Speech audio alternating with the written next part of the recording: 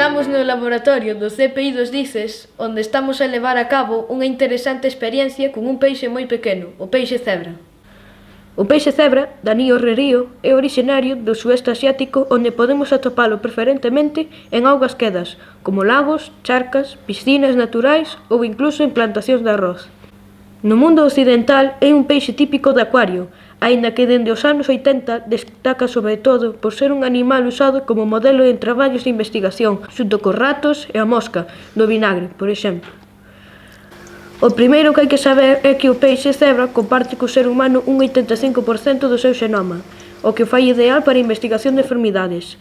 Ademais, é un animal máis doado de criar e manipular que os ratos, e por suposto máis barato. Na actualidade, úsase, por exemplo, para testar fármacos, investigar enfermidades como Alzheimer, o cancro ou o Parkinson. Mais unha das súas principais características é que ten unha grande capacidade de rexenerar órganos danados. Por exemplo, o peixe cebra é capaz de rexenerar incluso parte do seu corazón. Imaxinas que grazas a este peixiño os médicos poidan curar no futuro o Alzheimer ou facer rexenerar o brazo dunha persoa que careza del?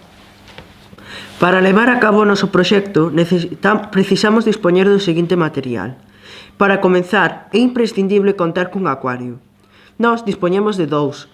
Un é onde temos os peixes normalmente e outro que nos serve para levar a cabo as operacións de limpeza como para poñer os reproductores cando queremos obter ovos. A auga pode ser de billa, aínda que debemos tratar con antelación con axentes declorantes. A súa temperatura debe de ser de 28 grados centígrados, polo que debemos ter un termostato. Por último, hai que engadir bacterias nitrificantes e poñer os filtros correspondentes para que a auga estea nas mellores condicións posibles. Non é menos importante a situación do acuario, que está posto ao final do laboratorio co obxecto de que os peixes sufran as menos molestias posibles. O mantemento do acuario precisa da realización dunha serie de rutinas destinadas a manter a calidade da auga e o bo estado da saúde dos nosos peixes. Nun día normal, damos de comer aos peixes 2 veces, unha pola mañá e outra pola tarde. Agora voulles botar a comida aos peixes. Isto facémolo normalmente 2 veces ao día, unha pola mañán e outra pola tarde. E temos que titular en escamas para que eles non se atraganten e podan comela moi ben.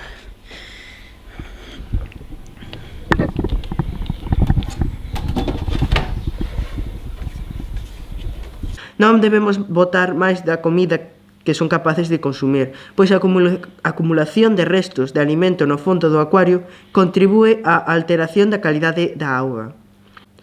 Unha vez a semana, analizamos os parámetros físico-químicos da auga e, facendo uso dos kits que dispoñemos, medimos a concentración de cloro, amonio, nitritos, nitratos, acidez e dureza. Se algún destes parámetros está en niveis preocupantes, tomamos medidas para corrixilo de xeito adecuado. Para evitar o amoreamento de sustancias tóxicas, todas as semanas renovamos un 25% da auga do acuario. No caso de que as condicións do acuario e os resultados das análisis sexan realmente preocupantes, procedemos ao traspaso de peixes para outro acuario e seguidamente baleiramos o acuario de auga e facemos unha limpeza ao fondo do mesmo. Unha vez que conseguimos que os peixes estivesen a gusto na súa nova casa, abordamos unha das tarefas máis delicadas do proceso, a reproducción. Temos varias femias que están ovadas e para a volta de vacacións imos poñelas nunha parideira para ver se nos dan ovos. O primeiro paso é poñer aos reprodutores na proporción adecuada, é dicir, 2 femias por cada macho. Nós, en concreto, poñemos 4 femias e 2 machos. O que un se pregunta é como distinguir os machos das femias para separalos. Cando eran pequenos non era doado, pois parecíanse bastante, pero agora que son adultos é moito máis fácil. Así podemos comprobar que as femias son máis grandes e ao estar ovadas teñen o ventre máis hinchado. Pola súa parte, os machos son máis pequenos, sen barriga, e a súa cor é máis intensa. Para estimular a posta colocamos o día anterior no interior do acuario a parideira.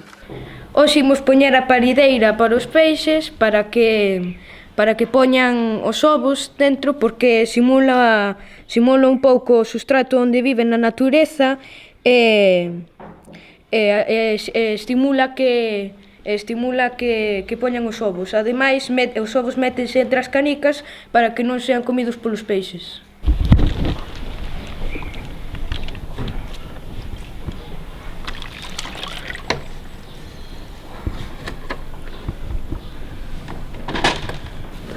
Outro factor importante a ter en conta é o fotoperíodo, ou horas de luz do acuario. Con este temporizador imos controlar as horas de luz, que son 14 horas de luz e 10 horas de escuridade. Con isto supoñemos que pola mañán estarán facendo o cortexo e despois poñerán os ovos. Durante o cortexo, os machos andan alrededor das femias e cando esta se aproxima á parideira, rozan intensamente o seu ventre, o que acaba provocando a liberación dos ovos, o que é aproveitado polo macho para liberar o seu esperma e así fecundalos. Os ovos así fecundados caen entre as bolas de cristal ao fondo da parideira. A continuación, o que facemos é separar os ovos, seleccionando os que están fecundados en boas condicións, que os distinguimos dos demais por estar transparentes e observar varias células ou embrións segundo sexa o caso. Estes ovos deixamos que se desenvolvan no acuario, pero separamos uns cantos para a súa observación ao microscopio e así ver como é o desenvolvemento embrionario. Estes ovos teñen unha tendencia grande a contaminarse con fungos e protozoos, polo que para evitar isto debemos depositalos nunha caixa de Petri cunha solución de azul de metileno. Pois estamos preparando a solución E3.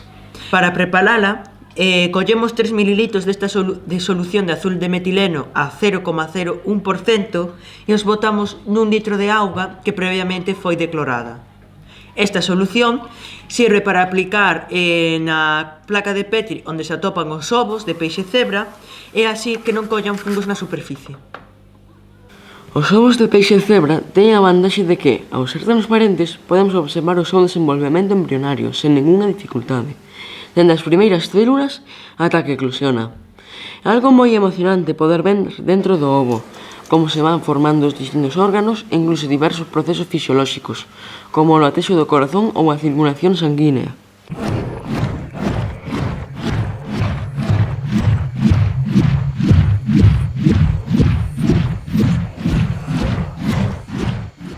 Cando as larvas xa eclosionaron do ovo, ao principio alimentámolas con protozoos, para o cal temos que facer un cultivo paralelo de protozoos.